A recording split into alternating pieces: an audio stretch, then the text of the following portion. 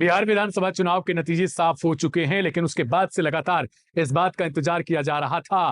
कि कांग्रेस की तरफ से खुद राहुल गांधी क्या कहते हैं, कब कहेंगे और उनके जो शब्द होंगे वो क्या होंगे। तो सीधे हम आपको बिना किसी इंतजार के दिखाते हैं कि राहुल गांधी की तरफ से क्या कुछ कहा गया है। दोस्तों, राहुल गांधी ने सोशल मीडिया प्लेटफॉर्म एक्स पर लिखा है कि मैं बिहार के उन करोड़ों मतदाताओं का हार्दिक आभार व्यक्त करता हूं जिन्होंने महागठबंधन पर अपना विश्वास जताया है। इसके साथ ही वे लिखते हैं, बिहार का यह परिणाम वाकई चौंकाने वाला है। हम एक ऐसे चुनाव में जीत हासिल नहीं कर सके जो शुरुआत से ही निष्पक्ष नहीं था। वहीं लिखते हैं वे, यह लड़ाई संविधान और लोकतंत्र की रक्षा की है। कांग्रेस पार्टी और इंडिया गठबंधन इस परिणाम की गहराई से समीक्षा करेंगे और लोकतंत्र को बचाने के अपने प्रयासों को और अधिक प्रभावी बनाएंगे। यानी जो उनके शब्द हैं वो कहीं ना कहीं इस तरफ इशारा कर रहे हैं कि आने वाले समय में या तो जो है कांग्रेस की तरफ से कुछ इस पर बड़ा ऐलान किया जाएगा, क्योंकि इस बात की संभावना लंबे समय से, यानी जब से इस रिजल्ट को लेकर कहा जा रहा था कि ये पूरा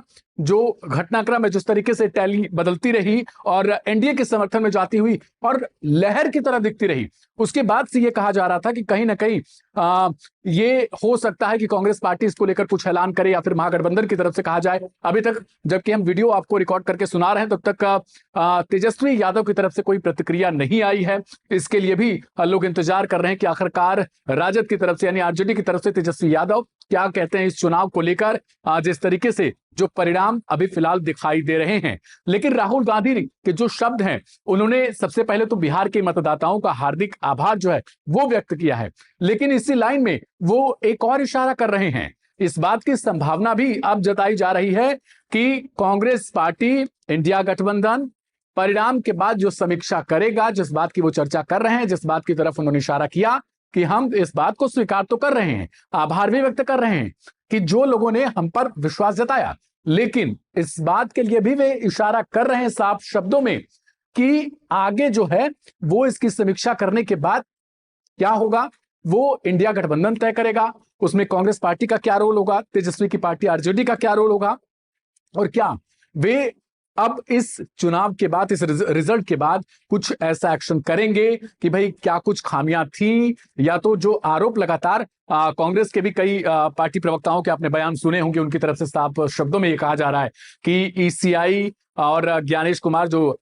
election commission, chief election commission है, उनकी तरफ से भी कमिश्नर है, उनको भी लेकर कहा जा रहा है कि उनका नाम लिया जा रहा है बाकायदा कि उन्होंने कुछ किया है या फिर जो भी आरोप लग रहे हो। लेकिन अब सवाल ये गंभीर है कि क्या कांग्रेस पार्टी इसको लेकर आगे कुछ बड़ा ऐलान करेगी। तेजस्वी यादव जब अपना बयान देंगे या फिर सोशल मीडिया पर ही इस तरीके से कुछ लिखते हैं, तो वो क्या इस जनादेश को उसी तरीके से स्वीकार करते हैं, या फिर जो तमाम संभावनाएं जताई जा रही हैं सोशल मीडिया पर, राजद समर्थक हो या कांग्रेस के समर्थक हो या फिर दूसरे कई और अन्य दलों के समर्थक हो, कि भाई आपको अब कुछ करना पड़ेगा,